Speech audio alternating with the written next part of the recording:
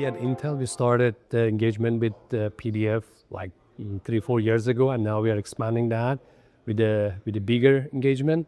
So I like the conference with the enthusiasm, and then there's the number of participants here from both the client side and then the PDF developers. So Converge or AI Studio, like we've been using it in a manufacturing environment for like a couple of years and as an MLOps platform.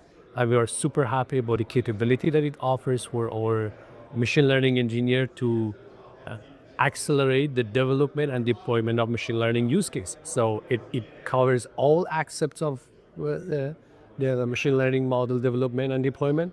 So we are happy about it. The thing that makes me very excited about integration with Exensio, now you're bringing the MLOps next to the data where the data is. So you don't need to bring the data out and do it outside of the platform. So it's going to be one platform, the data, model development and deployment is all going to be in single platform. And I'm really excited and looking forward to see that integration.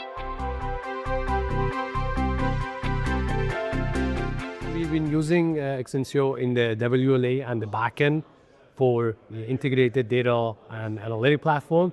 And now we are collaborating with the PDF to expand that to the wafer manufacturing, specifically for e-test, for sort, for the factory data. So it's very exciting to bring all the data warehouse, analytics, and visualization in a single platform. We are excited about that. But at the same time, given the volume of the data that we have, the number of sites and process that we are supporting, it requires a lot of co-development, collaboration with PDF on scale of the solution and robustness of the capabilities and the data quality.